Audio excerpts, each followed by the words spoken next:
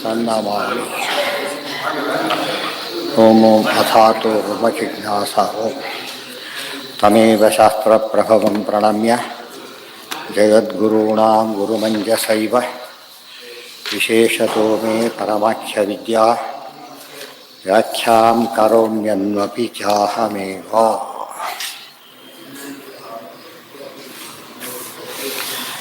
ಈಗ ನಿತ್ಯಭೇದೋ ಉಕ್ತ ಅನ್ಯಥಾ ಕರ್ತುಂ ಸ್ವೇಚ್ಛಾದೇವತೋ ಹರಿಃ ಕಾರಣೈರ್ನಿಯತೈರೇವ ಕರೋತೀದಂ ಜಗತ್ಸದಾ. ಕಾರಣ ನಿಯತೈರೇವ ಕರೋತಿ. ಈಗ ಮೋಕ್ಷಕ್ಕೆ ಏನು ಬೇಕು ಅಂತ ಹೇಳಿದ್ದಾರೆ? ಜ್ಞಾನ. ಅದು ಬೇರೆ ರೀತಿ ತಗೊಳ್ಳೋಕೆ ಬರುತ್ತೋ? ಸಾಧ್ಯ ಇಲ್ಲ. ಅದೇ ನಿಯಮ ಮಾಡಿರೋದ್ರಿಂದ ಆ ನಿಯಮಕ್ಕೆ ಅನುಗುಣವಾಗಿಯೇ ನಡಿಬೇಕೇ ಹೊರತು ಬೇರೆ ಇಲ್ಲ. ಕಾರಣೈರ್ನಿಯತೈರೇವ ಕರೋತಿ ಇದಂ ಜಗತ್ ಸದಾ. ಜಗತ್ತನ್ನು ಎಲ್ಲ ನಿಯತ ಕಾರಣ ಕಾರ್ಯಭಾವ ಅಂತ ಕರೀತಾರೆ. ನಿಯತ ಕಾರ್ಯಕಾರಣ ಭಾವ. ನಿತ್ಯಭೇದೋ ನಿಮಿತ್ತೇನ ಹಿ ಉಪಾದಾನೇನ ತು ದ್ವಯಂ ಅಸತ್. ಅದೇ ಥರ ಆಗ್ತಾ ಇದ್ದೀಗ.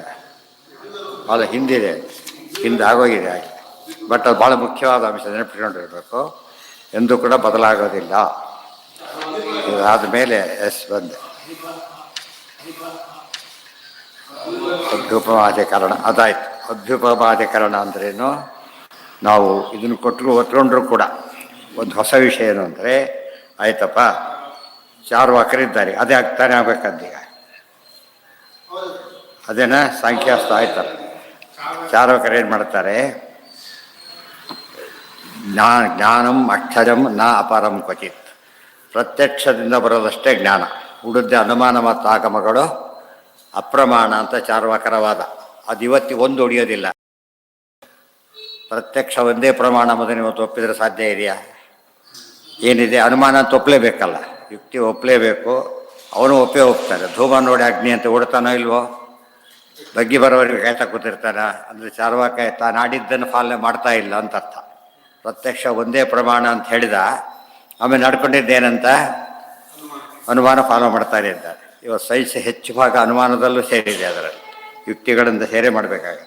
ಮತ್ತು ಆಗವನೇ ಒಪ್ಪೋದಿಲ್ಲ ಅಂತ ಹೇಳಿದರೆ ಸೈನ್ಸನ್ನು ಒಪ್ಪಬಾರ್ದು. ಯಾತಕ್ಕೆ? ಅದು ಸೈನ್ಸ್ ಹೀಗೆ ಹೇಳುತ್ತೆ ಅಂತ ಹೇಳಿದ್ರೆ ಆಗಮ ಆಯ್ತಲ್ಲ. ಅದು ಸೈನ್ಸ್ ಹೀಗೆ ಹೇಳುತ್ತೆ ಅಂತ ಹೇಳಿದಾಗ ಕಂಡಿದ್ದಲ್ಲ ಅಂತ ಆಯ್ತಲ್ಲ. ಕಂಡಿದ್ದಲ್ಲ ಅಂದಮೇಲೆ ಯಾವುದು ಒಪ್ಪಿದಾಯ್ತು ಈಗ? ಅಂದರೆ ಲೌಕಿಕ ಆಗವನು ಒಪ್ಪಬೇಕು ಇವತ್ತು. ಅಂದರೆ ಈ ಶುದ್ಧ ಚಾರ್ವಾಕರು ಇವತ್ತಿಲ್ಲ. ಹಾಗೆ ಹೇಳಬೇಕಂದ್ರೆ ಶುದ್ಧ ಚಾರ್ವಾಕರು ಅಂದ್ರೇನು? ಬರೀ ಪ್ರತ್ಯಕ್ಷ ಒಪ್ಪೋರು, ಬೇರೆ ಒಪ್ಪೋದೇ ಇಲ್ಲ ಅಂತ ಹೇಳೋರು. ಅಂಥವ್ರು ಇವತ್ತು ಇದ್ದಾರೆ. ಅದು ಇಲ್ಲ ಅಂತ ಹೇಳಬೇಕು. ಅಕ್ಷರ ಚಾರ್ವಾಕರು ಏನಾಗಿದ್ದಾರೆ? ಈಗ ಬದಲಾಗಿದ್ದಾರೆ ಅಂತ ಹೇಳಬೇಕು. ಅನುಮಾನವನ್ನು ಸೇರಿಸಿದ್ದಾರೆ, ಇದು ಸೇರಿಸಿದ್ದಾರೆ. ಅದೇ ಹೇಳಿದ್ನಲ್ಲ, ಅವನು ಶಿಷ್ಯರು ಫಾಲೋ ಮಾಡ್ತಾನೆ. ನಮ್ಮ ಗುರು ಚಾರ್ವಾಕಿಗೆ ಹೇಳಿದ್ದಾರೆ ಅಂತ ಕೋಟ್ ಮಾಡಿದರೆ ಅದು ಆಗಮನೆ. ಮತ್ತೆ ಆ ದೃಷ್ಟಿಯಲ್ಲೇ ಸರಿ ಹೋಗ್ತಾರೆ. ಅದು ಆಗಮ. ಅದು ಲೌಕಿಕ ಆಗಮ, ಆಪ್ತ ಮೂಲವಾದ ಆಗಮ ಒಪ್ತಾನೀಗ. ಹೇಳಿದ್ದೊಂದು ಮಾಡ್ತಿರೋದೊಂದು. ಆದ್ದರಿಂದ ಶುದ್ಧ ಚಾರ್ವಾಕರು ಇವತ್ತಿಲ್ಲ. ಆದರೆ ಅವ್ರು ಯಾವ ಮಟ್ಟಿಗೆ ಚಾರ್ವಾಕರು ಉಳ್ಕೊಂಡಿದ್ದಾರೆ ಅಂದರೆ, ಪರಲೋಕ ಇಲ್ಲ, ದೇವರಿಲ್ಲ, ಧರ್ಮ ಇಲ್ಲ, ಇದು ಮಾತ್ರ ಉಳ್ಕೊಂಡಿದೆ ಅಷ್ಟೇ. ಇಂಥ ಚಾರ್ವಾಕರಿದ್ದಾರೆ ಹೊರತು ಅವನ ಪ್ರಕಾರ ಹೇಳೋ ಚಾರ್ವಾಕರು ಇವತ್ತಿಲ್ಲ. ಆ ಚಾರ್ವಾಕೈ ರುಚ್ಯತೆ ಜ್ಞಾನಂ ಅಕ್ಷಜಂ ನಾಪರಂ ಕ್ವಚಿತ್. ಪ್ರತ್ಯಕ್ಷ ಜ್ಞಾನ ಒಂದೇ ಪ್ರಮಾಣ, ಬೇರೆ ಯಾವುದೂ ಅಲ್ಲ. ದೇಹ ಆತ್ಮ. ಅದರ ರಿಸಲ್ಟ್ ಏನು ಅಂದರೆ ದೇಹವೇ ಆತ್ಮ, ದೇಹದಿಂದ ಬೇರೆಯಾದ ಜೀವ ಇಲ್ಲ. ಆಮೇಲೆ ಪುಮರ್ಥಶ್ಚ ಕಾಮಾರ್ಥಾಭ್ಯಾಂ ವಿನಾ ನಹಿ. ಪುರುಷಾರ್ಥಗಳು 4 ಅಲ್ಲ, 2. ಏನದು? ಧರ್ಮ, ಅರ್ಥ, ಕಾಮ. ಮೋಕ್ಷದಲ್ಲಿ 2 ಇದೆ. ಏನದು? ಅರ್ಥ ಮತ್ತು ಕಾಮ 2. ಹಣ, ಇಷ್ಟವನ್ನು ಮಾಡೋದು, ದುಡ್ಡು ತಗೊಳ್ಳೋದು, ಅದು ಮಾತ್ರ ಉಳ್ಕೊಂಡಿದೆ. ಪುರುಷಾರ್ಥ ಬೇರೆ ಪುರುಷಾರ್ಥ ಇಲ್ಲ. ವಿನಾ ನಹಿ ಯದೇವಂ ದರ್ಶನೇನಾಸ್ಯ ಕೋರ್ಥ ಪ್ರತ್ಯಕ್ಷ ಗೋಚರ. ಆಯ್ತಪ್ಪ, ನಿಮ್ಮ ಸಿದ್ಧಾಂತ ಫಾಲೋ ಮಾಡ್ತೀವಿ ತಿಳ್ಕೊಂಬೋಣ. ಏನು ಉಪಯೋಗ ಅದರಿಂದ? ಏನು ಹೇಳಿದಾಗ ನಿನ್ನ ಮೆಸೇಜ್ ಏನು? ಫಿಲಾಸಫಿ ಅಂತ ಹೇಗಾಗುತ್ತೆ ನಿಂದೀಗ? ತತ್ವಜ್ಞಾನಕ್ಕೆ ಏನಿರಬೇಕು? ಯಾವಾಗಲೂ ಒಂದು ಪ್ರಯೋಜನ ಇರಬೇಕು. ನಿನ್ನ ಸಿದ್ಧಾಂತ ಫಾಲೋ ಮಾಡಿದ್ರೆ ಏನು ಉಪಯೋಗ ಆಗುತ್ತೆ ನಮಗೀಗ? ಏನೂ ಉಪಯೋಗ ಆಗೋದಿಲ್ಲ. ನಿರುಪಯುಕ್ತವಾದ ವಸ್ತುವನ್ನು ಅದು ಸರಿ ಇದ್ದರೂ ಒಪ್ಪೋದಿಲ್ಲ ನಾವು. ಒಂದು ಹುಲ್ಲಿದೆ, ನಮಗೆ ಬೇಕಿಲ್ಲ ಈಗ. ಅದು ಇರೋದು ಸುಳ್ಳೇನೂ ಅಲ್ಲ, ನಮ್ಗೆ ಯೂಸ್ಲೆಸ್ ಅದು ಅಂತ ತಿಳ್ಕೊಂಡ್ರೆ ನಿನ್ನ ಮತ ಏನು ಪ್ರಯೋಜನ ಬಂತು? ಯಾವುದೇ ಸಿದ್ಧಾಂತಕ್ಕೆ ಏನಿರಬೇಕು? ಏನೇನಿರಬೇಕು? ಹನುಮಂತ ನಾವೇ ಯಾವುದವೆಲ್ಲ 4 ಯಾವುದದು? ಹಾಂ, ಅಧಿಕಾರಿ, ವಿಷಯ, ಪ್ರಯೋಜನ ಮತ್ತು ಸಂಬಂಧ 4 ಇರಬೇಕು. ಏನು ಪ್ರಯೋಜನ ಇಲ್ವಲ್ಲ, ಅದಕ್ಕೇನಂತ ಹೇಳಿದ್ರಾಗ ಯಶ್ಯತೋ ನಾಭಿಮತೋ ನಾಸೌ ಈ ಸಮಯ ಅಂದ್ರೇನು? ಸಿದ್ಧಾಂತ ಅಂತ ಕೌನ್ಸಿಡರ್ ಮಾಡಲಿಕ್ಕೆ ಆಗೋದಿಲ್ಲ. ಸಿದ್ಧಾಂತ ಅಂತ ಒಪ್ಪಲಿಕ್ಕೆ ಅದನ್ನು ಸಾಧ್ಯ ಇಲ್ಲ. ಇದು ಹೆಚ್ಚಿನ ಕಲ್ಪನೆ ಆಗುತ್ತೆ. ಇದು ಇವರೊಬ್ಬರಿಗೆ ಅಲ್ಲ, ಚಾರ್ವಾಕರಿಗೆ ಅಷ್ಟೇ ಅಲ್ಲ, ಇವರು ತುಂಬ ಜನ ಕಲ್ಪನೆ ಆಗುತ್ತೆ ಈ ಮಾತು. ಅವ್ರಿಗೆ ಪ್ರಧಾನವಾಗಿ ಆಗುತ್ತೆ ಅಷ್ಟೇ. ಇದರಿಂದ ಏನೇ ಈಗ ಇವತ್ತು ರಾಜಕೀಯ ಜಗತ್ತಿನ ಅನೇಕ ಮತಗಳಿವೆ, ಅದನ್ನೇ ವಿಮರ್ಶೆ ಮಾಡಲಿಕ್ಕೆ ಹೊರಟರು ಕೂಡ ಈ ದೋಷ ಹೇಳೋದಕ್ಕೆ ಬರುತ್ತೆ. ಏನು ಪ್ರಯೋಜನ ಇದರಿಂದ ಅಂತ ಹೇಳಿದರೆ ಉತ್ತರ ಇಲ್ಲ.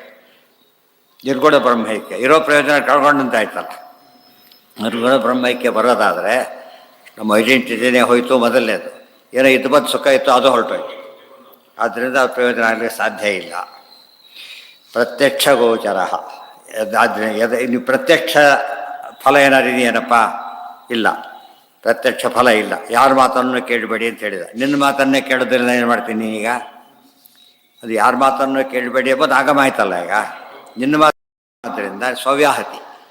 ಏನು ಹೇಳ್ತೀಯೋ ನಾನು ಮುಖ ಅಂತ ಗಟ್ಟಿಯಾಗಿ ಕೂಗಿದ್ರೆ ಹೇಗೋ ಹಾಗೆ. ನಾನು ಮುಖ ಜೋರಾಗಿ ಇಷ್ಟು ಕೂಗಿದ್ರು ನೀವು ನಂಬೋದಿಲ್ಲ ಅಂತ ಕೇಳಿದರೆ ಅವ್ನು ಕೂಗಿದಷ್ಟು ಏನಾಗುತ್ತೆ, ಅವ್ನು ಭಾರಿ ದೊಡ್ಡ ಸುಳ್ಳು ಹೇಳ್ತಾರೆ ಅಂತ ಅರ್ಥ ಆಗುತ್ತೆ. ಅದಕ್ಕೇನಂತಾರೆ? ಸ್ವಕ್ರಿಯ ವಿರೋಧ. ಇದು ಸ್ವವಚನ ವಿರೋಧ. ತಾನು ಮಾಡ್ಕೊಂಡು ಆಡಿದ ಮಾತಿಗೆ ವಿರೋಧ ಬಂದರೆ ವಿರೋಧ, ಮಾಡೋ ಕ್ರಿಯೆ ವಿರೋಧ ಬಂದರೆ ಅದು ಸಕ್ರಿಯ ಮಾತಾಡುವಿಕೆ ಅನ್ನೋ ಕ್ರಿಯೆ ಮಾಡ್ತಿದ್ದಾನೆ, ಮಾತಾಡೋದಕ್ಕೆ ಬರೋದಿಲ್ಲ ಅಂತ ಹೇಳ್ತಾನೆ. ಆದ್ದರಿಂದ ಸರಿಯಲ್ಲ. ಇನ್ನೊಂದು ಹೇಳ್ತಾನೆ, ನನ್ನ ತಾಯಿ ಬಂಜೆ ಮೇ ಮಾತಾ ವಂದ್ಯ. ಮತ್ತು ಮಗ ಹೇಗಾದ ಇವನು ಮಗ ಆದಮೇಲೆ ಏನಿರಬೇಕು? ಆಗಲೇ ಸಾಧ್ಯ. ಇವೇ ಸ್ವವಚನ ವಿರೋಧ. ಆ ರೀತಿ ಹಾಂ, ಯಾರಿಗೆ? ಬೃಹಸ್ಪತ್ಯಾಚಾರ್ಯ. ಹೌದು. ಯಾತಕ್ಕೆ ಮಾಡಿದರು ಅವರು? ಮೋಹನ ಮಾಡೋದಕ್ಕೋಸ್ಕರ. ಯಾರನ್ನ? ರಜಿ ಅಂತ ಒಬ್ಬ ರಾಜ ಇದ್ದ, ಆತನ ಮಕ್ಕಳನ್ನು ಮೋಹ ಮಾಡೋದಕ್ಕೋಸ್ಕರ ಮಾಡಿದ ವ್ಯವಸ್ಥೆ. ಹರಿವಂಶದಲ್ಲಿ ಬಂದಿದೆ ಅದು. ಹರಿವಂಶದಲ್ಲಿ ಬಂದಿದೆ, ಮರೆತು ಬಿಡಬಾರ್ದು. ಅವರೇನು ಹೇಳಿದರು? ಒಬ್ಬ ರಾಜ ಇದ್ದ, ರಜಿ ಅಂತ ರಾಜ ಇದ್ದ. ರಾಕ್ಷಸರಿಗೂ ದೇವತೆಗಳಿಗೂ ಯುದ್ಧ ಹಾಕಿ ಆಗ ಬ್ರಹ್ಮದೇವರ ಹತ್ರ ಹೋಗಿ ಕೇಳಿದರು, ಇದರಲ್ಲಿ ಯಾರು ಗೆಲ್ತಾರೆ ಅಂತ ಕೇಳಿದರು. ಹೋಗಿ ಯಾರು ಗೆಲ್ತಾರೆ? ಅವ್ರು ಹೇಳಿದ್ರು, ರಜಿ ರಾಜ ಯಾರ ಪಕ್ಷಕ್ಕೆ ಬರ್ತಾರೋ ಅವ್ರು ಗೆಲ್ತಾರೆ ಅಂತ. ಕ್ಯಾಂಡಿಡೇಟ್ ನೋಡಿ ಓಟ್ ಹಾಕ್ತಾರಲ್ಲ ಹಾಗೆ ರಜಿರಾಜ ಬಂದರೆ ಗೆಲ್ತಾರೆ ಅಂತ ಹೇಳಿದ್ರು. ಆಗ ರಜಿರಾಜನ ಹತ್ರ ಹೋದರು. ಯಾರೋ ದೈತ್ಯರು ಹೋದರು. ಫಸ್ಟ್ ಅವರೆಲ್ಲ ಅದರ ದುರ್ಯೋಧನ ಫಸ್ಟ್ ಹೋಗ್ತಲ್ಲ ಕೃಷ್ಣನ ಹತ್ರ, ಹಾಗೆ ನಮ್ಮ ಕಡೆ ಬಾ ಅಂತ ಕರೆದ್ರು. ಆತ ನಾನು ಬಂದು ಏನು ಕೊಡ್ತೀರಿ ಅಂತ ಕೇಳಿದರು. ಅವಾಗ ಅವ್ರು ಏನು ಹೇಳಿದರು? ಏನು ಬೇಕು ಅಂದರು. ನನ್ನ ಚೀಫ್ ಮಿನಿಸ್ಟರ್ ಮಾಡಬೇಕು ಅಂತಾರಲ್ಲ ಹಾಗೆ ನನ್ನ ಮುಖ್ಯಸ್ಥರು ಮಾಡಬೇಕು ಅಂತ ಕೇಳಿ, ಅದೆಲ್ಲ ಸಾಧ್ಯ ಇಲ್ಲ. ಆಗ ಚೀಫ್ ಅಂದರೆ ಇಂದ್ರದೇವರು. ಇಂದ್ರದೇವ ಪದವಿ ನಾನು ಕೊಡಬೇಕು. ಇಲ್ಲ, ಕೊಡೋಕ್ಕಾಗೋದಿಲ್ಲ ಅಂತೇಳಿ ಬರೋದಿಲ್ಲ ಅಂತ ಹೋಗಿಬಿಟ್ರು. ದೇವತೆಗಳು ಬಂದು ಅವ್ರಿಗೆ ಇದೇ ಪ್ರಶ್ನೆ ಕೇಳಿದರು, ಅಂದರೆ ನಮಗೇನು ಕೊಡ್ತೀರಿ ಅಂದರು. ಏನು ಬೇಕು ನಿಮಗೆ ಅಂದರು. ಇಂದ್ರ ಪದವಿ ಕೊಡ್ತೀವಿ ಅಂತ ಹೇಳಿಬಿಟ್ರು. ಆಯಿತು, ಗೆದ್ದುಬಿಟ್ರು ದೇವತೆಗಳು. ಅವ್ರು ಹೇಳಿ ಬ್ರಹ್ಮದೇವ್ರ ಮಾತು ಸುಳ್ಳಾಗೋದಿಲ್ಲ. ನಭಾರತಿ ಮೇಂಗ ಮೃಷೋಪರಕ್ಷತೆ. ಸತ್ಯಲೋಕಾಧಿಕ ಮಾತು ಸುಳ್ಳಾಗಲಿಕ್ಕೆ ಸಾಧ್ಯ ಇಲ್ಲ. ಸರಿ ಹೋಯ್ತು. ಆಗ ಅವ್ರು ಬಂದರು. ಇವ್ರು ಏನು ಕೊಡಬೇಕು? ಅವ್ರು ಯಾವ ರಜನಾಂದನಿಗೆ ನಿಮಗೆ ಇಂದ್ರ ಪದವಿ ಬೇಕೋ, ಇಂದ್ರದೇವರು ನಿಮ್ಮನ್ನು ತಂದೆ ಅಂತ ಕರೀತಾರೆ, ಅದು ಸಾಕು ಅಂತ. ನನಗೆ ಅದು ಸಾಕು, ಬೇಕಾಷ್ಟಾಯಿತು ಅಂತ. ಅವ್ರಿಗೆ ಆಸೆ ಪಡ್ಲಿಕ್ಕೆ ಹೋಗಲಿಲ್ಲ. ಆಲ್ಟರ್ನೇಟಿವ್ ಒಪ್ಕೊಂಡ್ರು ಅವರು. ನಾನು ಇಂದ್ರ ಪದವಿ ಏನು ಬೇಕಿಲ್ಲ, ನಾನು ಗೌರವಿಸ್ಬಿಟ್ರೆ ಸಾಕು ಅಂತ ಹೇಳಿದರು. ಹೇಳ್ತಾರೆ, ಗೆದ್ದರು ಕೂಡ ತಾನು ಮಿನಿಸ್ಟರ್ ಆಗದೆ ಬರೀ ಹಾಗೆ ಇರ್ತೀರಿ ಅಂತ ಹೇಳ್ತಾರೆ. ಅಂಥವ್ರು ಇದ್ದಾರೆ ಒಬ್ಬೊಬ್ಬರು. ಆ ರೀತಿ ಹೇಳಿದರು. ಅದು ಖುಷಿ ಆಯಿತು. ಕೇಸ್ ಮುಗಿದೋಯ್ತು ಅಲ್ಲಿಗೆ. ಆ ರಜರಾಜ ಸದ್ಗತಿ ಹೋಗೇ ಬಿಟ್ಟ. ಆತ 500 ಜನ ಮಕ್ಕಳಿದ್ರು. ಹಳೆ ಫೈಲ್ ತೆಗೆದ್ರು. ಅವರು ಅಗ್ರಿಮೆಂಟ್ ಆಗಿ ತೆಗೆದು ಸಿಕ್ತು. ಗಲಾಟೆ ನಾನು ಕೊಡಬೇಕೀಗ. ನಮ್ಮ ಅಪ್ಪ ಏನೋ ಬುದ್ಧಿ ಇಲ್ಲ, ಬಿಟ್ಟ ನಾನೇ ಹಾಕ್ಬಿಡ್ತೀವಿ ಕೊಡಿ ಅಂತ ಕೇಳಿದ್ರು. ದೇವತೆಗಳ ಸಮಸ್ಯೆ ಬಂತೆ. ಶುದ್ಧ ಅಯೋಗ್ಯರು ಇವರು. ಇವ್ರಿಗೆ ಕೊಟ್ಟರೆ ಏನಾಗುತ್ತೆ? ದೇಶ ಹಾಳು ಮಾಡ್ತಾರೆ, ಜಗತ್ತು ಹಾಳು ಮಾಡ್ತಾರೆ. ಕೊಡೋ ಹಾಗಿಲ್ಲ, ಮಾತಿನ ಪ್ರಕಾರ ಕೊಡಬೇಕು. ಅದಕ್ಕೇನು ಮಾಡಿದರು? ಬೃಹಸ್ಪತ್ಯಾಚಾರ್ಯರು ಕರೆದ್ರು. ಅವರು ದಾರಿ ತಪ್ಪಿಸಿ ಅಂತ ಕರೆದು ಅವ್ರು ಬಂದರು. ಬಂದ್ಬಿಟ್ಟು, ಏನು ನೀವು ಸ್ವರ್ಗ ಬೇಕಾ ನಿಮಗೆ? ಯಾರು ಹೇಳಿದ ಸ್ವರ್ಗ ಇದೆ? ಎಲ್ಲ ಸುಳ್ಳುಗಳು ಅವೆಲ್ಲ ಗೊತ್ತಾಯ್ತಾ? ನೀ ಆಮೇಲೆ ಬಿರ್ತೀರ, ಸತ್ತ ಮೇಲೆ ಇರೋದಿಲ್ಲ. ಎಲ್ಲಿ ಚಾರಕ ಪ್ರಸಾರ ಮಾಡಿದರು. ಆಗ ಅವರು, ಓ ಹೌದಲ್ಲ, ಏನೋ ಕೇಳೋದಕ್ಕೆ ಹೋದ್ವಿ ಅಂತೇಳಿ ಮತ ಬಿಟ್ಟರು. ಈ ಮತ ಹಿಡಿದರು, ದಾರಿ ತಪ್ಪಿದ್ರು. ಅವಾಗ ಗುಡ್ಡಾಗಿರಿ ಬಂತು, ಕೇಸ್ ಹಾಕೊಂಡು ಹಾಕಿಬಿಟ್ರು ಅಷ್ಟೇ. ಇದು ಯಾತಕ್ಕೆ? ಮೋಹನ ಮಾಡೋದಕ್ಕೋಸ್ಕರ. ಇದರಿಂದ ಏನಾಯ್ತು ಅಂದರೆ, ಕೆಟ್ಟವರಿಗೆ ಮೋಸ ಮಾಡಿದರೆ ತಪ್ಪಲ್ಲ. ಮತ್ತು ನಾವು ಹಾಗೆಲ್ಲ ಮಾಡಬಾರ್ದು. ಯಾಕೆ? ಕೆಟ್ಟವರು ಗೊತ್ತಿದೆ ಅಲ್ಲಿ ನಮಗೆ. ಯಾರೋ ಏನೋ ಒಂದು ಕೆಲಸ ಮಾಡೋದು ನೋಡಿ ಕೆಟ್ಟವರು ಅಂತ ಹೇಳೋದಕ್ಕೆ ಬರೋದಿಲ್ಲ. ಯಾವ ಉದ್ದೇಶಕ್ಕೆ ಮಾಡಿದ್ರೆ ನಮಗೆ ಗೊತ್ತಿರೋದಿಲ್ಲ. ಆದ್ದರಿಂದ ಏನು ಮಾಡಬೇಕು? ಯಾರಿಗೆ ಗೊತ್ತಿದೆ ಅವ್ರೇನು ಮಾಡಬೇಕು? ಆರೋಪಿ ಬೇರೆ, ಅಪರಾಧಿ ಬೇರೆ. ಆರೋಪಿ ನಿರಪರಾಧಿ ಆಗಬೇಕಾಗಿಲ್ಲ, ಬಟ್ ಅಪರಾಧಿನೂ ಅಂತ ಹೇಳೋದಕ್ಕೆ ಬರೋದಿಲ್ಲ. ಆದ್ದರಿಂದ ನಾವು ರೀತಿ ಮಾಡೋದಕ್ಕೆ ಹೋಗ್ಬಾರ್ದು. ಸ್ವರೂಪ ಗೊತ್ತಿಲ್ಲ, ಗೊತ್ತಿದ್ದಾಗ ಏನು ಮಾಡಬೇಕು? ಗೊತ್ತಿದ್ದಾಗ ಹಾಗೆ ಮಾಡಬೇಕು, ಬೇರೆ ದಾರಿ ಇಲ್ಲ. ಗೊತ್ತಿಲ್ಲದೆ ಹೋದ ಕಾಲಕ್ಕೆ ನಾವೇನನ್ನು ಟ್ರೀಟ್ ಮಾಡಬೇಕು? ಜನರನ್ನೇ ಟ್ರೀಟ್ ಮಾಡಬೇಕು ಯಾವಾಗ. ಇದರಲ್ಲಿ ತುಂಬದೇ ಏನು ಮಾಡ್ತಿದ್ದಾರೆ ಗೊತ್ತಾ? ಈಗ ಆ ರೀತಿ ಬೈದೇ ಬಯಸುತ್ತಿದ್ದಾರೆ. ನೀನು ತಮ್ಮ ಯೋಗ್ಯ ಅಂತೇಳಿ ಯಾರನ್ನ ಕಂಡುಕೊಂಡವ್ರನ್ನೆಲ್ಲ. ಈ ಜನ್ಮ ಫೈನಲ್ ಅಲ್ಲ, ಮುಂದೆ ಏನಾಗ್ಬೋದು? ಅವರು ಒಳ್ಳೆಯವರಾಗ್ಬೋದು. ಎಷ್ಟೋ ಜನ ತುಂಬ ಜನ ಚೇಂಜ್ ಆಗಿಲ್ವೇನು, ಈಗ ದೂರ ಇರ್ಬೋದು ಅಷ್ಟೇ ಹೊರತು ಏನಂತ ಹೇಳಬಾರ್ದು. ಸೂತಕ ದೂರ ಇರ್ತಾರೆ ಅಂಥೇಳಿ ಅವ್ರು ಅಯೋಗ್ಯರು ಅಂತ ಅರ್ಥ ಅಲ್ಲ, ಆಗ ಸೂತಕ ಇದೆ. ಇದನ್ನು ಅರ್ಥ ಮಾಡಿಕೊಂಡ್ರೆ ಎಷ್ಟು ಸಮಸ್ಯೆ ಪರಿಹಾರ ಆಗುತ್ತೆ. ಈ ರೀತಿ ಮಾಡಿ ಮಾತವ್ರು ತುಂಬ ಜನ ಬಯಸ್ಕೊಳ್ಳೋಕೆ ಶುರು ಮಾಡಿಬಿಟ್ರು. ನಮ್ಮ ಮತ ಹೋದ್ರೆ ಇದಾಗ್ತದೆ. ಈಗಲೇ ಹೋಗ್ಬೇಕು ಅಂತ ಏನಿಲ್ಲ ಅಲ್ಲ, ಗೊತ್ತಾಯ್ತು. ತೊಗೊಂಡ ತಕ್ಷಣ ವಾಸಿ ಎಲ್ಲಿ ಆಗಬೇಕು ಅಂತ ನಿಯಮ ಇದೆ, ಏನೂ ಇಲ್ಲ. ತುಂಬ ಜನ ತಪ್ಪು ಮಾಡ್ತಾರೆ. ತಪ್ಪಿನ ಪ್ರಭಾವ ಏನಾಯ್ತು, ಇವ್ರು ಬರೀ ಈ ರೀತಿ ಹೇಳ್ತಾರೆ. ಇವತ್ತು ಆ ರೀತಿ ಮಾಡೋಂಗಿಲ್ಲ ಅಂದಮೇಲೆ ಹುಷಾರಾಗಿರಬೇಕು. ದ್ವೇಷ ಭಾಷಣ ಶುರು ಮಾಡಿದಾರಲ್ಲ, ಭಾಳ ಹುಷಾರಾಗಿರ್ಬೇಕು. ಅದೊಂದು ಅಪರಾಧ, ದೊಡ್ಡ ಕೇಸ್ ಹಾಕ್ಬೋದು ಅವರು ಆ ದೃಷ್ಟಿಯಲ್ಲಿ. ಇದನ್ನು ಒಪ್ಪೋದಿಲ್ಲ, ಅದು ತಪ್ಪಲ್ಲ. ಒಬ್ಬರು ಮಾತನ್ನು ಒಪ್ಪಬೇಕು ಒಪ್ಪಾರ್ದು ವಿಚಾರ ಬೇರೆ. ದೂಷಣ ಮಾಡಾಗಿ, ದೂಷಣೆ ಎಂಬುದು ದ್ವೇಷ ಭಾಷಣ ಅಂತ ಕರೆದಿದ್ದಾರೆ. ಆದಷ್ಟು ಹುಷಾರಿರ್ಬೇಕು. ಹಾಂ ಏನ ನಂಬಲ್ಲ. ಹೌದೌದು. ಅದಕ್ಕೆ ನಿಮಗೆ ಯಾಕೆ ದೇವೋಪದೇವ್ರು ಏನು ಮಾಡ್ತೀನಿ ಅಂತ ಕೇಳಿದ್ರು. ಯೂಸ್ಲೆಸ್ ಅದು. ಒಪ್ಪದೇ ಇದ್ಮೇಲೆ ಯಾಕೆ ಫಾಲೋ ಮಾಡ್ತೀವಿ? ಹೌದಲ್ಲ, ಸುಮ್ಮನೆ ಕಷ್ಟಪಟ್ಟಿವಿ ಅಂತ ಹೇಳಿ ಹರಿದಾಕಿದ್ರು ಅಗ್ರಿಮೆಂಟ್. ಕೆಲಸ ಮುಗೀತಾರೆ. ಏನು ಹೇಳೋದು? ಎಲ್ಲ ಸುಳ್ಳು, ಅಷ್ಟು ಆಕಸ್ಮಿಕವಾಗಿ ನಡೆದಿದ್ದೆಲ್ಲ. ಸೈನ್ಸ್ ಹೇಳೋದು ಹಾಗೇನೆ.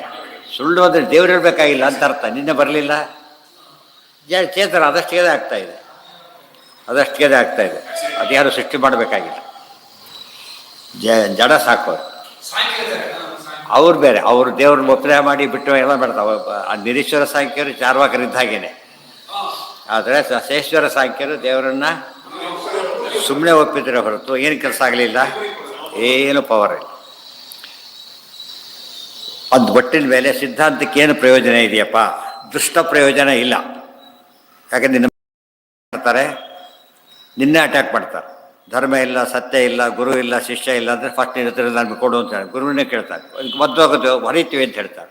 ಏನು ಹೇಳ್ಬೇಕು ಅವರಿಗೆ? ಪಾಪ ಬರುತ್ತೆ ಅಂತ ಹೇಳಾಗಿಲ್ಲ, ಗುರುದ್ರೋಹ ಅಂತ ಹೇಳಾಗಿಲ್ಲ. ಯಾಕೆ ಗುರುದ್ರೋಹ ಅವೆಲ್ಲ ಕಣ್ಣಿಗೆ ಕಾಣೋದಿಲ್ಲ, ಅದರಿಂದ ಇಲ್ಲ. ಅವನೇನು ಮಾಡ್ದ ಅಂತೂ ಇಲ್ಲಂತೂ ಬದುಕೋದಿಲ್ಲ. ಏನು ಹೇಳಿ? ಪರಸ್ಪರ ಹಿಂಸಾದಿನ ಅನರ್ಥಕ್ಕೆ ಶೈವ ಪ್ರಾಪ್ತಿ. ಎಲ್ಲಿದ್ದದು? ತತ್ವಳಿದ್ರೆ ಹೇಳಿದ್ದಾರೆ. ಅದು ನಿಮ್ಮ ಮತ ಒಪ್ಪಿಕೊಂಡ್ರೆ ಹಾಗೆ ನಡೀತಿರೋದು. ಹೇಳೋರಿಗೆ ಕೇಳೋರಿಲ್ಲ ತಾನೇ, ಎಲ್ಲ ಗುಂಡಾಗಿರಿ ಶುರುವಾಗ್ಬಿಡತ್ತೆ. ನಿನ್ನ ಮತದಿಂದ ಲೋಕದಲ್ಲಂತೂ ಪ್ರಯೋಜನ ಇಲ್ಲ. ಕೆಲವು ಸರ್ತಿ ಏನಾಗ್ಬೋದು, ವ್ರತ ಉಪವಾಸ ಎಲ್ಲ ಮಾಡ್ತಾನೆ, ಭಾರಿ ಕಷ್ಟಪಡ್ತಾರೆ, ಇವತ್ತೇನು ಪ್ರಯೋಜನ ಕಾಣಲಿಲ್ಲ ಅವರಿಗೆ, ಮುಂದೆ ಪ್ರಯೋಜನ ಇದೆ. ಅದು ಅದೃಷ್ಟ ಪ್ರಯೋಜನ, ಇದು ದೃಷ್ಟ ಪ್ರಯೋಜನ. ಅದೃಷ್ಟ ಅಂದ್ರೇನು? ಕಣ್ಣಿಗೆ ಕಾಣದೇ ಇರೋ ಪ್ರಯೋಜನ. ಇದೇನಿದು? ಕಣ್ಣಿಗೆ ಕಂಡಂಥ ಪ್ರಯೋಜನ. ನಿನ್ನ ಕಣ್ಣಿಗೆ ಕಂಡ ಪ್ರಯೋಜನ ಇಲ್ಲ.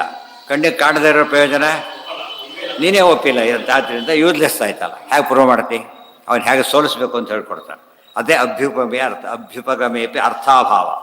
ನಿನ್ನ ಮತನ ಅಕಸ್ಮಾತ್ ಒಪ್ಪಿಕೊಂಡ್ರೂ ಕೂಡ ಅರ್ಥಾಭಾವ ಅಂತಂದ್ರೇನು?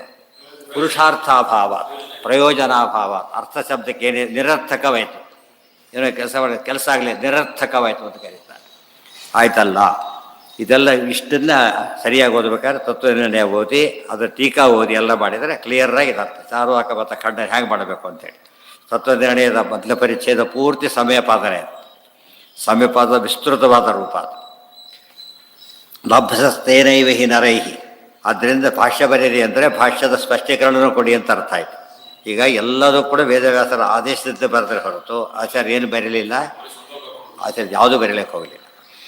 ಲಬ್ಧಸ್ತೇನೈವ ಹಿ ನರೈಹಿ ಶಾಸ್ತ್ರಾತ್ ಕಿಂ ಮೋಹನಂ ವಿನ. ನೀನೇನು ಮಾಡಿದ್ದಿ? ಈಗ ಮೋಹನ ಮಾಡಿದಾಗೈತೆ ಹೊರತು ಏನು ಪ್ರಯೋಜನ ಆಗಲಿಲ್ಲ. ನೀನು ಯಾವನೇನು ಉದ್ದೇಶ ಮಾಡ್ದ ಅಂದರೆ ಎಲ್ಲ ಬೆನಿಫಿಟ್ ತಾನು ತಗೊಳ್ಳೋಕೆ ಟ್ರೈ ಮಾಡ್ದ. ಬಟ್ ಆಗಿದ್ದೇನೋ ಅವರಿಗೆ ತಿರುಗಿ ಬಿದ್ದರು, ಎಲ್ಲರೂ ಕೂಡ ಫಜೀತಿ ಆಯಿತು. ಸ್ವಪರಾರ್ಥ ವಿಹೀನತ್ವಾತ್ ಸ್ವಮತೇನೈವ ನಿಷ್ಫಲಂ. ಸ್ವಪರಾರ್ಥ ವಿಹೀನತ್ವಾತ್, ಸ್ವಾರ್ಥ ವಿಹೀನತ್ವಾತ್ ಪರಾರ್ಥ ವಿಹೀನತ್ವಾತ್. ಸ್ವಪ್ರಯೋಜನವೂ ಇಲ್ಲ, ಪ್ರಯೋಜನವೂ ಇಲ್ಲ. ಕೆಲವರಿಗೆ ಕೊನೆ ಪಕ್ಷ ಸ್ವಾರ್ಥ ಆದರೂ ಆಗುತ್ತೆ, ಸ್ವಾರ್ಥ ಕೂಡ ಇಲ್ಲ. ಸ್ವಾರ್ಥ ಇಲ್ಲ. ಎಷ್ಟೋದ್ರೆ ಸಿಗ್ತಾರೋ. ATM ಮಾಡಿದರು, ಒಂದು 2 ಗಂಟೆ ಸಿಕ್ಕರು. ಏನು ಮಾಡಿದ್ದು ಅಂತದ್ರಿಂದ ಇರೋ ಕೆಲಸ ಕಳ್ಕೊಂಡ್ರು, ಮರ್ಯಾದೆ ಕಳ್ಕೊಂಡ್ರು. ಏನು ಬಂತಪ್ಪ ಅದ್ರಿ? ಕಾಮನ್ ಸೆನ್ಸ್ ಬೇಡ ಸ್ವಲ್ಪ ಕೂಡ. ಏನು ಮಾಡಲಿಲ್ಲ, ಏನೇನೂ ಪ್ರಯೋಜನ ಇಲ್ಲ ಅಂತಂದ್ರೆ ಯಾತಕ್ಕೆ ಮಾಡಲಿಕ್ಕೆ ಶುರು ಮಾಡಿದರು? ಇದೆಲ್ಲ ಕಂಡಿದ್ದು ಕೇಳಿದ್ದು ಎಲ್ಲ ಗೊತ್ತಿಲ್ಲ ಅಂತೇನಲ್ಲ. ಈ ಪ್ರತಿಯೊಬ್ಬ ಕಳ್ಳನು ತಾನು ಮಾತ್ರ ಎಸ್ಕೇಪ್ ಆಗೋದು ತಿಳ್ಕೊಂಡೇ ಮಾಡ್ತಾನೆ, ಸಿಕ್ಕಾಕೊಂಡೇ ಹಾಕ್ತಾನೆ. ಯಮದೂತರಿಗೆ ಹೋಗಲೇಬೇಕಾಗಿಲ್ಲ, ಇಲ್ಲೇ ಸಾಕಿ ಅವರಿಗೆಲ್ಲ. ಕಿಮಿತಿ ಉನ್ಮತ್ತವಚ್ಛಾಸ್ತ್ರಂ ವೃಥಾ ಪ್ರಲಪತಿ ಸ್ವಯಂ. ನೀನು ಒಬ್ಬ ಹುಚ್ಚ ಮೇನೋಡು ಮಾತಾಡ್ತಾನೆ, ಬಡಬಡಿಸ್ತಾನೆ, ಹುಚ್ಚ ಬಡಬಡಿಸ್ತಾನೆ ಅಂತ ಹೇಳ್ತಾರಲ್ಲ, ಹುಚ್ಚುಚ್ಚು ಮಾತಾಡ್ತೀಯ ಹೊರತು ನಿನ್ನ ಮತಕ್ಕೆ ಅರ್ಥ ಇಲ್ಲ. ಇದನ್ನು ಹೇಳಿದರೆ ಯಾರಿಗೂ ಅರ್ಥ ಆಗುತ್ತೆ, ಹೇಳೋರೇ ಇಲ್ಲ, ಅವರಿಗೆ ಗೊತ್ತಿಲ್ಲ ಫಸ್ಟು. ಇದನ್ನು ಹ್ಯಾಗೆ ಖಂಡನೆ ಮಾಡಬೇಕು ಅಂತ ಗೊತ್ತಿಲ್ಲ. ಆದ್ದರಿಂದ ಸರಿಯಾಗಿ ಮಾಡಿದರೆ ತುಂಬ ಪ್ರಯೋಜನ ಇದೆ. ಕಿಮಿತಿ ಉನ್ಮತ್ತವಚ್ಛಾಸ್ತ್ರಂ ವೃಥಾ ಪ್ರಲಪತಿ ಸ್ವಯಂ. ಪ್ರಲಪತಿ ಅಂದ್ರೇನು? ಪ್ರಲಾಪ ಅಂದ್ರೇನು? ಪ್ರಲಾಪ ಅನರ್ಥಕಂ ವಚಃ. ಅದಕ್ಕೆ ಆಚಾರ್ಯರು ಪ್ರಲಾಪಸ್ಯ ಚ ವರ್ಜನೆ ಭೀಮಸೇನ ಸಮೋ ನಾಸ್ತಿ ಸೇನೆಯೋ ರೋಹೇರು. ಹರಟೆ ಎಂಬುದು ಅಷ್ಟೇ. ಹರಟೆ ಕೂಡ ಏನದು? ಏನು ಪ್ರಯೋಜನ ಇಲ್ಲ. ಹರಟೆ ಎಂಬುದು ವೇಸ್ಟ್ ಆಫ್ ಟೈಮ್. ಓದ್ತಾನೆ ಬೇರೆ, ಹರಟೆ ಹೊಡಿತಾನೆ ಬೇರೆ. ಇವತ್ತು ಹರಟೆ ಎಲ್ಲ ಈ ಗುಂಪಿಗೆ ಸೇರೋದು. ಉನ್ಮತ್ತವತ್ ಶಾಸ್ತ್ರಂ ವೃಥಾ ಪ್ರಲಪತಿ ಸ್ವಯಂ ದೇಹಾದನ್ಯೋ ಅನುಭವತಃ ಆತ್ಮ ಭಾತಿ ಶರೀರೇಣ. ಇನ್ನೊಂದು, ದೇಹವೇ ಆತ್ಮ, ದೇಹದಿಂದ ಬೇರೆಯಾದ ಆತ್ಮ ಇಲ್ಲ ಅಂತ ಹೇಳ್ತೀಯಲ್ಲ, ಅನುಭವಕ್ಕೆ ವಿರುದ್ಧ. ನಾನು ಅಂತೀಯ, ನನ್ನದು ಅಂತೀಯ. ನನ್ನ ದೇಹ ಅಂತ ಹೇಳಿದಾಗ ಏನು ಒಪ್ಕೊಂಡಾಗತ್ತೆ? ಈಗ ನನ್ನ ಮನೆ ಅಂತ ಹೇಳಿದಾಗ ಮನೇನ ನೀನಾ? ಅಲ್ಲ, ಮನೆ ಬೇರೆ, ಅವನು ಬೇರೆ. ನನ್ನ ದೇಹ ಅಂತ ಒಪ್ಕೊಂಡ ಮೇಲೆ ದೇಹ ನೀನು ಏನಾಗಾಯ್ತು ಈಗ? ಅದಕ್ಕೆ ತಾನು ಹೊಡೆದು ಬಿಡ್ತೀನಿ ಅಂತ ಕೇಳಿದ್ರೆ ಏನಂತ ಹೇಳಿದ್ರು, ಭರತರಾಜ ಹೇಳಿದ್ದೇನಂತ ಮಾಡಿ, ನನಗೇನಾಗುತ್ತೆ? ನಾನು ದೇಹ ಅಲ್ವಲ್ಲ. ಕಿವಿತಿ ಉನ್ಮತ್ತವ ಶಾಸ್ತ್ರಂ. ಇವತ್ತು ಉದಾಹರಣೆಗೆ ನಮ್ಮ ವಸ್ತ್ರ ಇದೆ, ಬೆಂಕಿ ಹಚ್ಚಿದ್ರು ನೋವು ಶುರುವಾಗುತ್ತೆ. ವಸ್ತ್ರ ಅಲ್ಲಿಟ್ಬಿಟ್ರೆ ಸುಡೋದಿಲ್ಲ. ಅಲ್ಲಿಟ್ಟಿದ್ದು ಅದು ನಮಗೆ ಗೊತ್ತು. ಅಭಿಮಾನನ ಬಿಟ್ಟುಬಿಟ್ರೆ ಡೀಲಿಂಗ್ ಕಾದಾಗಿಬಿಡ್ತಾರೆ. ಆಪ್ರೇಷನ್ ಮಾಡ್ಬೇಕಾದ್ರೆ ನೋವತ್ತಕ್ಕಾಗೋದಿಲ್ಲ.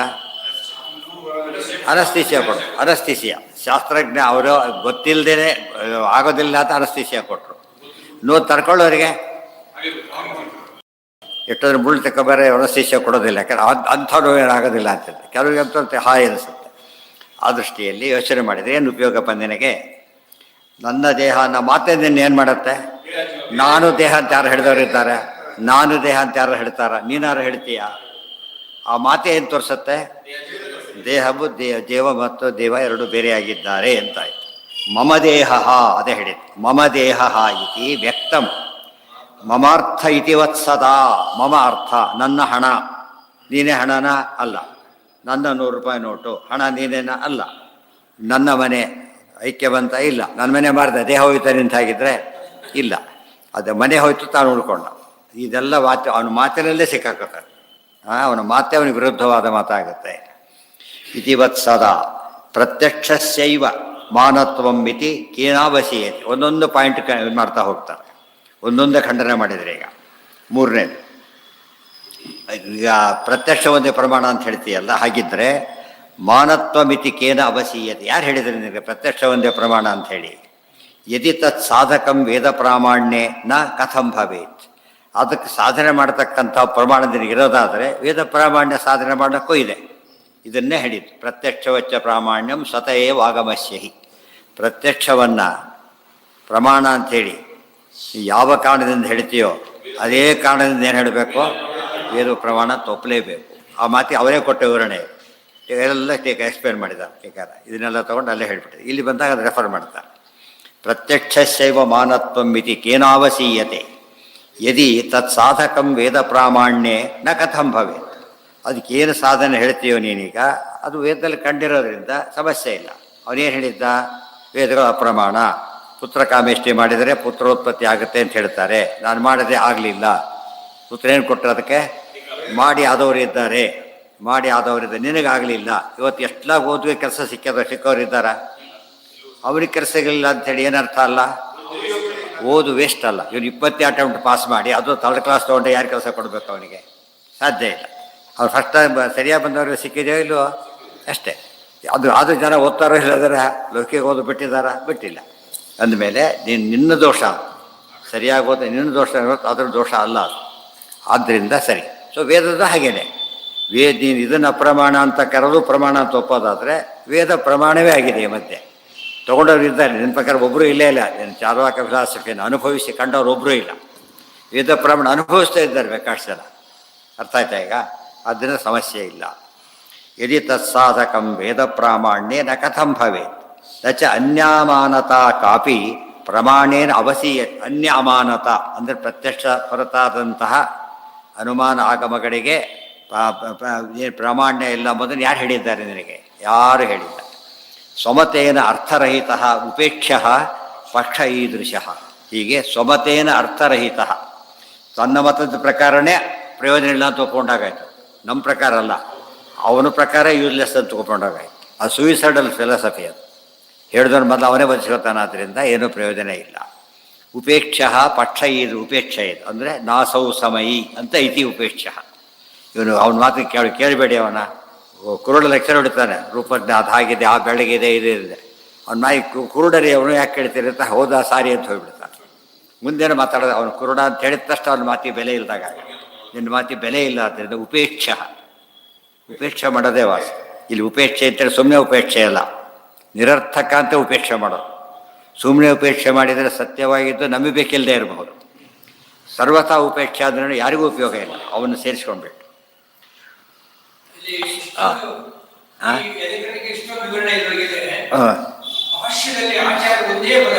ಏನು ಮಾಡಿದ್ರೆ ಅದಕ್ಕೆ ಯಾತಕ್ಕೆ ಇದಿಷ್ಟು ಕೂಡ ತಗೊಂಡು ಇಲ್ಲಿ ಹೇಳ್ತಾ ಇದ್ದಾರೆ. ಅದೇ ಕೇಳ್ಕೊಂಡ್ರು ಅವರು ಗ್ರಂಥ ಬರೀಬೇಕು ಅಂತ ಹೇಳಿದಾಗ ಅನುವ್ಯಾಖ್ಯಾನ ತತ್ವನಿರ್ಣಯ, ಇದು ಪ್ರೋಸ್ ತತ್ವ ಅನುವ್ಯಾಖ್ಯಾನ ಇದ್ದಾಗ ಅದು ವರ್ಸ್ ಇದ್ದಾಗ ಲೆಕ್ಕ. ಹೇಳಿದ್ದೇನೋ ಅದೇ ಅದು ಸೂತ್ರಕ್ಕೆ ತಕ್ಕಂತೆ ಭಾಷ್ಯ. ಭಾಷ್ಯ ಯಾವಾಗಲೂ ಹೇಗಿರಬೇಕು, ಮ್ಯಾಚಿಂಗ್ ಇರಬೇಕು. ಆಚಾರ ಅನುವ್ಯಾಖ್ಯಾನಕ್ಕೆ ಎರಡು ಶ್ಲೋಕ ಮಂಗಳ ಮಾಡ್ತಾರೆ, ಭಾಷ್ಯಕ್ಕೆ ಒಂದೇ. ಅದಕ್ಕೆ ಸೂತ್ರಕ್ಕೆ ಡೈರೆಕ್ಟ್ ಮಿನಿಮಮ್ ಎಕ್ಸ್ಪ್ಲೇನ್ ಮಾಡಬೇಕು. ಅದು ಸ್ವಲ್ಪ ಟಿಪ್ಪಣಿಕಾರರು ಭಾರಿ ಬೆರೀತಾರೆ. ಏನೋ ಸವ್ಯಾಹತ ಅಂದರೆ ಸೆಲ್ಫ್ ಕಾಂಟ್ರಡಿಕ್ಷನ್ ಅಂತ. ನಿನ್ನ ಮಾತು ನಿನಗೆ ವಿರುದ್ಧ, ನೀನು ಹೇಳೋ ಮಾತು ನಿನಗೆ ವಿರುದ್ಧ, ಸರಿಯಲ್ಲ. ಸ್ವಮತೇನ ಅರ್ಥರಹಿತ ಉಪೇಕ್ಷ ಪಕ್ಷ. ಈ ರೀತಿ ಪಕ್ಷವನ್ನು ಉಪೇಕ್ಷೆ ಮಾಡಬೇಕೆ ಹೊರತು ಏನು ಮಾಡಿಕೊಡೋದು, ಒಪ್ಕೊಳ್ಳೋಕೆ ಹೋಗ್ಬಾರ್ದು.